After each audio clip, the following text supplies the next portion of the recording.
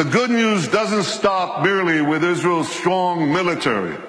It continues with Israel's strong economy. It's a tremendously strong economy. And I'll tell you, we made it stronger by moving Israel to free market principles, which unleashed the spark of genius embedded in our people into innovation, entrepreneurship. And there's a revolution taking place. This couldn't happen at the better time. Look at the 10 leading companies in 2006. 5 energy companies, one IT company, Microsoft. And a mere 10 years later, 2016, a blink of an eye in historical terms, it's completely reversed. 5 IT companies, 1 energy company left. The true wealth is in innovation. You know these companies, Apple, Google, Microsoft, Amazon, Facebook. Guess what? They all have research centers in Israel. All of them. Major research centers. And they're not alone. There are hundreds more. And there's a reason. Something is going on. It's a great change. You want to hear jargon? It's one sentence. This is a terrible sentence, but I have no other way to say it. It's the confluence of big data, connectivity, and artificial intelligence. Okay? Did you get that? Yeah. You know what that does? It revolutionizes old industries, and it creates entirely new industries. So here's an old industry that Israel was always great in, agriculture. We're always good in agriculture. But now we have precision agriculture. You know what that is? See that drone in the sky?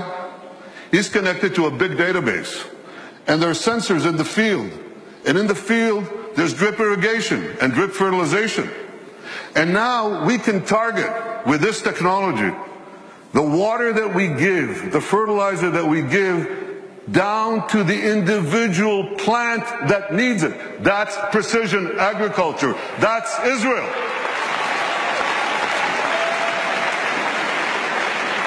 Unbelievable. You know, we were always good in water. I want you to see how good we are. So we recycle almost 90% of our wastewater. The next country with less than 20% is Spain. You can see how Israel, what it does for water, what it does for the environment. So when you take these two things, agriculture and water, and the other technologies that we apply in both, we can change the world. We are. We are. I just heard about an African woman in Africa has to walk 8 hours a day to give water to her children. 4 hours one way to a well, 4 hours back. And a young Israeli company brought in this technology that improves on Moses. Remember Moses? He brought water from a rock. They bring water from thin air. They bring water to Africa, to millions of people in Africa. Israeli technology. And I was just recently in India. That's my friend, Prime Minister Narendra Modi. Great friend. I'm showing him cherry tomatoes. This is in Gujarat, India. This is Israeli technology. And what I heard there was fantastic. Farmers came from the region. There's an experimental farm there and a place where Israel gives technology know-how to Indian farmers. 65% of India's population are farmers. And one farmer after the other gets up and says, because of Israeli technology, I've increased my crop yields and my income 3 times, 4 times, 5 times. Israel is changing the world in India, in Asia, in Africa, in Latin America, everywhere. These are the old industries. Now there are new industries. Israel is literally, how can I say this? Israel is literally driving the world. I'm talking about autonomous vehicles. Israel is a world leader in autonomous vehicles. 500 tech companies that sprang out almost instantaneously. And one of them, Mobileye, up there on the left, was just sold to Intel for the paltry sum of $15 billion. But the interesting thing is that Intel said to them, Here are the keys to our 30 worldwide autonomous vehicle businesses. You run it. Israeli technology is driving the world. And one last industry, there are many more, but one more that you're all familiar with. You have bank accounts? You should. Okay. Well, you don't want anyone hacking into them, right? Or into your cars, or into the planes you ride. You need cyber security. Everybody needs cyber. Israel has become a world leader in cyber security. Look at how much they invest in the hundreds of Israeli startup companies. Tremendous companies. But here's another factor that you should know. Israel's population is how much? Who knows? Class? 8 million. It's closer to 9, but it's about between 8 and 9 million. That's correct. And what percentage of that is of the world's population? Oh, come on. It's 1/10 of 1%. So what percentage do we get of the world global investment in cybersecurity, in private investment in cybersecurity? We're 1/10 of 1% of the world's population, and we get a whopping 20% of global private investment in cyber. We're punching 200 times above our weight.